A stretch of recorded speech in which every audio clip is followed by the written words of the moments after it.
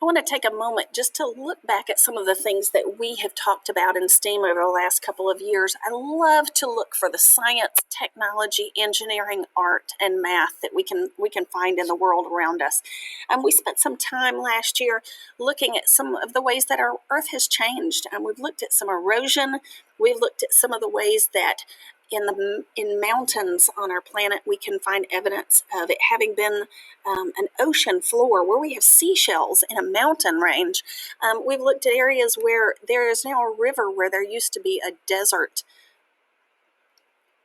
We've looked at animals that live on our planet that some no longer are here. We've looked at dinosaurs that we currently have to look through the eyes of a scientist, of a paleontologist who studies fossils in order to get evidence of that creature that used to walk on our planet. Dinosaurs are fascinating.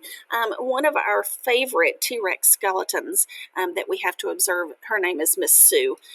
She is in a museum that we can observe what she used to look like as she walked on this planet.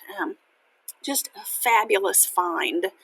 We got to be paleontologists for a day last year and do some fossil digging on our own. Now, dinosaurs, as fascinating as they are not one of my favorite animals. One of my favorite that we've looked at in the past are our penguins. Take a look. His egg has started to hatch. The father cared for this bundle of life for 2 whole months while his partner was out at sea. He hasn't fed. His only concern has been the egg's survival.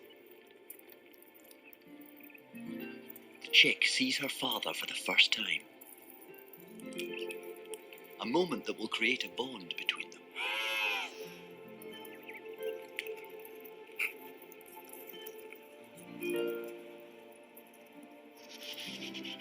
Her dad proudly shows off his new baby to another father whose egg is still to hatch.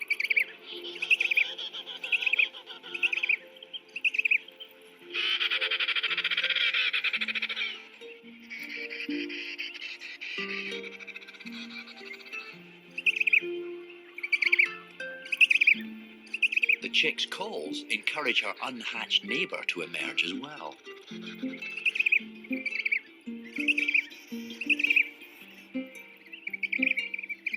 In this way, the colony's young all arrive together.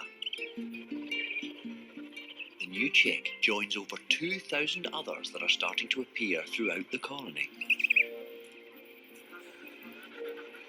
The new fathers have no time to celebrate. Their babies are hungry.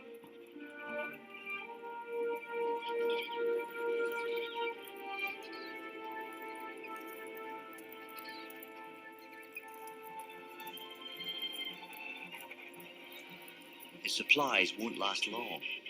The chick's survival depends on her mother's return.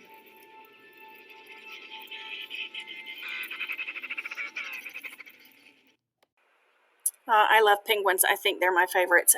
They work so hard. They have so many struggles just to survive.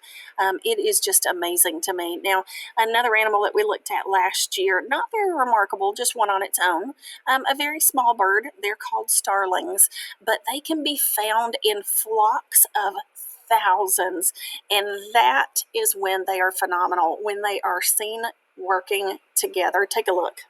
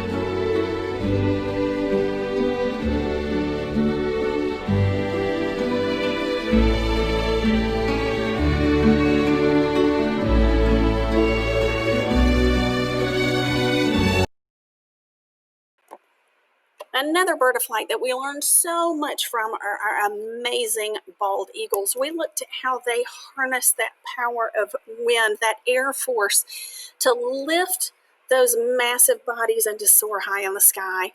Now, no, this is not how our modern aircraft fly, but we learned so much by looking at the creatures in the world around us. Now, we talked last year about William, a friend from Malawi, Africa. He lived in an area of drought where they didn't have enough rain and had famine in their land. They could not grow enough crops because they did not have water. He was able to take items that he found in a junkyard and build a windmill. He took scraps from bicycles and he was able to fabricate to make a windmill that he could harness the power of the wind, capture it with those windmill blades, and was able to draw water out of the ground by powering a pump. So this year, we are not going to be talking about our birds from the sky. We are actually going to dive deep and we are going to be looking at creatures that live in our water. And that's because we have an amazing opportunity this year in STEAM. We've partnered with Mercer University and they have set up for us an aquaponics lab in our classroom. Now, aqua meaning water. This system you will find out more about later in the week, but I'm going to give you a glimpse of it today. We are actually using fertilizer from fish in order to help us grow plants. Now, just like William needed a little help in his village to be able to grow enough crops to sustain the people who lived there, there are communities in the world that need to be able to grow more plants. And this is a system that will aid people in doing that.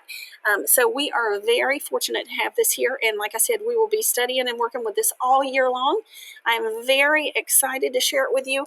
Just a glimpse of it today. We'll talk more about it Thursday. But in the meantime, like I said, we're going to dive in and we're going to learn more about some creatures that live under the water this year. And I hope that you will jump right in and join with me.